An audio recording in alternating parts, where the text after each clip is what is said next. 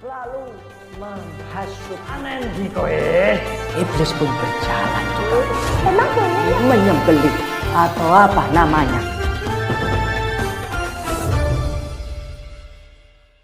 Hingga akhirnya ditentukanlah waktu penyembelihan. Kapan itu? Ternyata itu tanggal 10 Dzulhijjah. Tanggal di mana umat Islam di seluruh dunia melaksanakan ibadah penyembelihan hewan kurban. Sama seperti ayahmu memberikan hewan kurban untuk warga di sini akan disembelih besok hari Jumat. Oh, ya. Terus? Akhirnya hari itu pun datang. Dan ternyata Nabi Ismail punya 3 permintaan. Apa itu, Kek? Mesti nganu. Permintaannya ayah Nabi Ismail atau Nabi Ibrahim kan jajan di situ. Ngawur wae kowe iki. Kala-kala iki piye? Ya ora. Nabi Ismail meminta, "Wahai ayahku, asahlah pedang itu dengan tajam sehingga aku tidak merasakan kesakitan ketika engkau menggoreskan pedang itu kepada leherku. Yang kedua ayahku, tutuplah mataku ini supaya aku tidak melihat apa yang engkau akan lakukan terhadapku. Dan yang ketiga ayahku, tolong ikatlah tanganku ini dengan kuat supaya aku tidak bergerak ketika engkau akan menyembelihku." Walah, luar biasa ikhlasnya Nabi Ismail. Lah ya itu, segala sesuatu kalau kita atas nama Allah, lillahi ta'ala, kita nggak butuh pengakuan. Kita nggak butuh yang namanya pengakuan apalagi dari manusia. Nggak penting. Karena yang paling penting itu pengakuan dari Allah. Nggak usah pedulikan orang lain mau ngomong, kamu ria, kamu pamer. Biarkan aja. Karena sesungguhnya yang tahu ria, yang tahu kita ikhlas itu hanya diri kita dengan Allah saja. Tugas kita hanyalah melakukan apa yang harus kita lakukan. Lillahi ta'ala. Karena orang paling suci di dunia ini pun pasti ada yang tidak menyukainya. Buktinya Nabi kita Nabi Muhammad SAW ngajak kepada kebaikan, ngajak kepada kebajikan dan mengajak kepada surganya Allah. Tapi ada yang mencaci, menghina, memaki, bahkan membunuhnya. Itulah orang baik. Anakku, paham? Cucu, anak-anak. Iya. Cucuku, ya lanjut. Akhirnya Diajaklah Nabi Ismail ini ke tanah lapang oleh Nabi Ibrahim. Ternyata ada yang tidak suka loh. siapa, Kek? Namanya adalah Ibrit, setan, iblis. Seraine gosong, untune gondrong, batuke nonong, wetenge blekendong, udele bodong, katoke bolong, sandale dicolong. Lah memang kenapa kok dia nggak suka? Memang sudah tabiat dari iblis, tabiat dari setan kuwi ra seneng nek ana menungso sing takwa. Paham? Iya, terus apa yang dia lakukan? Dia merubah wujudnya jadi manusia, lalu menghasut Ismail dan Ibrahim. Ketika mereka sedang berjalan, iblis pun berjalan juga mengikuti dan menemui Nabi Ibrahim dan Nabi Ismail. Ibrahim, anendi kowe? Aku hendak melaksanakan perintah dari Allah untuk menyembelih putraku Ismail. Weladalah, Ismail, kok ya gelem-geleme kowe karo bapakmu dibeleh? Nanti apa kata warga, apa kata masyarakat kalau seorang bapak tega membunuh anaknya sendiri? Alah, mending urungkan niatmu itu daripada kamu nanti menyesal kehilangan putramu yang amat sangat kamu cintai, wahai Ibrahim. Setane kuwi apik apa elek? Ya elek wong, pengen nyesat Ibrahim kok. Tapi kan bener kuwi setane ngomong, mosok anaknya dibeleh. Ya itu, setan kuwi nek nggodha kuwi awak dhewe digawe syubhat, ragu menjalankan perintah dari Allah. Kayak dulu Nabi Adam juga digoda, kon ramangan buah koldi, tapi akhirnya Nabi Adam tergoda juga. Untungnya Nabi Ibrahim tahu dan menyadari bahwa orang yang ada di depannya adalah jelmaan dari jin. Maka dari itu kalau kita melaksanakan ibadah haji, kita akan menghadapi sebuah peristiwa, bukan peristiwa, yaitu salah satu rukun haji. Nah, itu namanya adalah lempar jumrah. Itu diambil dari peristiwa ketika Nabi Ibrahim mengambil batu. Dilemparlah batu itu kepada manusia yang jelmaan setan tadi. Bismillahirrahmanirrahim. Allahu Akbar. Bismillah. Panah. Allahu Akbar. Bismillah. Allahu Akbar. Iblis itu kalah. Makanya kita itu harus merasa bahwa kita itu manusia yang paling mulia di sisi Allah. Diciptakan dengan kesempurnaan meskipun dengan keterbatasan. Kita tidak boleh kalah dari jin. Lalu sampailah hari itu. Ditempatkan di tempat yang sudah disediakan. Diikatlah Nabi Ibrahim. Nabi Ismail. Nabi Ibrahim mengikat Nabi Ismail dengan kencang, ditutup matanya dan dipersiapkan pedang yang sangat tajam. Bismillahirrahmanirrahim. Allahu Akbar.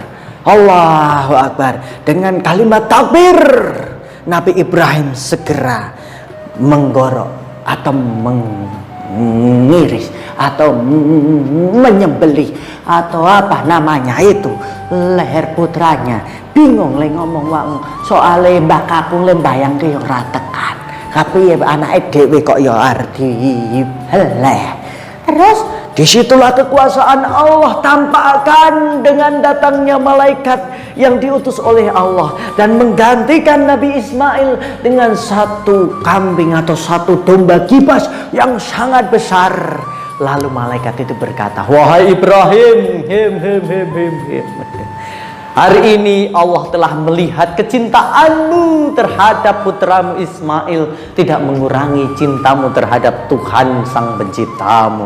Maka dari itu Tuhan semesta alam, Allah Subhanahu wa taala, memberikan ganti berupa kambing untuk engkau sembelih sebagai ganti pengorbanan yang telah engkau berikan dengan mengorbankan anak yang engkau sangat cintai.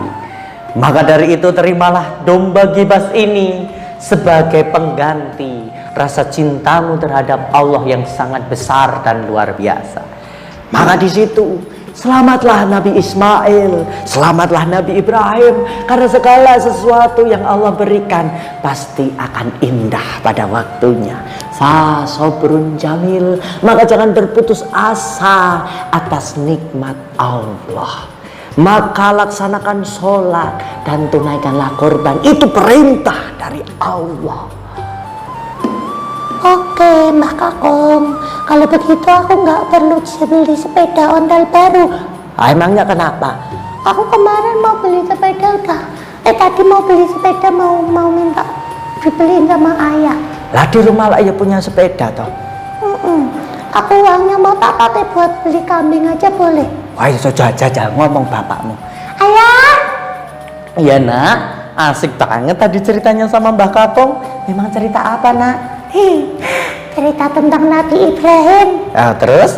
Hari ini aku nggak jadi beli sepeda. Di rumah sepedanya kan nggak pernah dipakai. Terus? Kalau dikasih ke temenku ini gimana? Loh, kok saya? Katanya kamu kalau sekolah 4 km harus jalan kaki. Kan eman-eman. Makanya daripada sepeda kita nggak dipakai, bagaimana kalau kita sumbangkan berikan kepada temenku ini namanya Doni ini ya? Wah, nggak boleh ya? Ayah bangga loh nak, kamu punya pemikiran seperti itu. Emang boleh ya? Ya boleh banget. Ada satu lagi ya? Apa? Uang tabunganku kan ada 1.800.000. Terus? Biar dapat satu kambing lagi, ayah mau nambahin nggak? Ya iyalah mau. Tapi mau buat apa? Mau aku tambahin di sini buat korban. Waduh, masya Allah nak, ayah jadi merinding nih nak. Hari ini kok kamu jadi keren banget sih nak.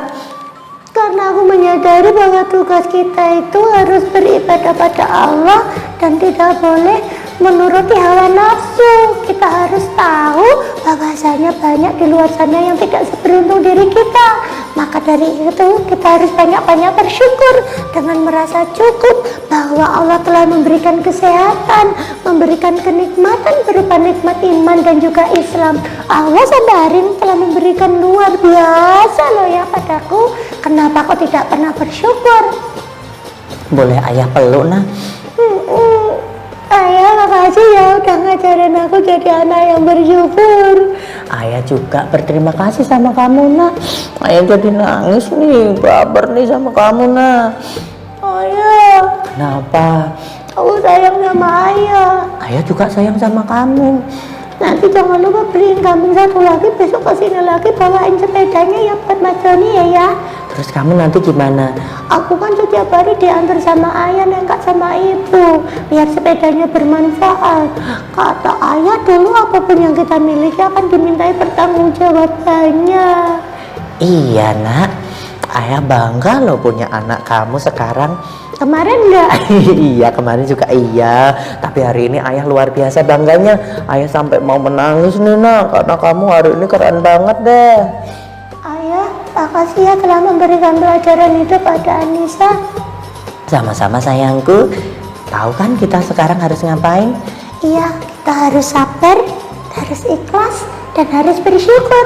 Karena itu kunci kebahagiaan buat tiap manusia menjalani kehidupan ini. Betul sekali, karena tugas kita bukan supaya kita jadi orang yang terlena. Kenapa ya? Karena banyak orang berlomba-lomba untuk hidup yang enak, tapi mereka lupa bagaimana cara mati yang enak. Ya enggak teman-teman? Mulai sekarang daripada kita sibuk untuk berlomba-lomba untuk hidup yang enak, bagaimana nih kalau kita menyiapkan supaya mati yang enak? Daripada kita sibuk berlomba-lomba untuk mengumpulkan harta benda yang bermewah-mewahan, bagaimana kalau kita berlomba-lomba dalam kebaikan? Fastabiqul khairat, kita berlomba-lomba dalam amal ibadah kita, supaya Allah nanti memberikan amal ibadah itu sebagai nilai pahala, supaya kita bisa gunakan untuk masuk ke dalam surganya Allah. Jangan terlena dengan usia muda, Karena syarat mati tidak harus tua. Jangan terlena dengan kesehatan. karena syarat mati tidak harus sakit. Bagaimana kalau sekarang kita berlomba-lomba untuk menjadi supaya manusia itu kita hidupnya Allah ridhoi. Betul, yang paling betul adalah tugas kita seperti dalam Quran surat Ad-Dariyat ayat 56. Maka kita diperintahkan, kita diciptakan oleh Allah, baik jin maupun manusia, hanya untuk beribadah. Tapi teman-teman harus tahu, ibadah itu bukan hanya tentang sholat, ngaji, puasa, tapi ada yang namanya hablum minallah dan juga hablum minanas. berbuat baik kepada Allah dan berbuat baik kepada Sesama manusia. Nah teman-teman, SD Muhammadiyah Inovatif dan bagaimana cerita tentang kisah Nabi Ibrahim dan Mbak Anissa yang hari ini ternyata tersadar bahwa kunci hidup itu adalah bersabar, ikhlas, dan juga bersyukur. Anak-anakku yang di rumah, mulai sekarang kita harus berlomba-lomba dalam kebaikan. Fastabiqul khairat ya, karena tidak ada sejarahnya orang miskin gara-gara bersedekah, orang miskin gara-gara berkorban, karena Allah akan mengganti, melipat gandakan di dunia maupun di akhirat, karena itu adalah janji dari Allah. Kekayaan kita bukan seberapa banyak yang kita miliki, tapi seberapa banyak yang bisa kita berikan untuk manfaat kepada orang lain. Jadi kekayaan kita adalah yang bisa kita berikan kepada orang lain. Itulah kekayaan kita yang sesungguhnya. Terima kasih teman-teman. Kak Damar akhiri sampai cerita sampai di sini. Kak Damar mohon maaf banyak kekurangan dan kekhilafan dalam menyampaikan cerita. Semoga cerita singkat tadi bermanfaat. Wabillahi taufiq wal hidayah wa ridha wal inayah. Wassalamualaikum warahmatullahi wabarakatuh.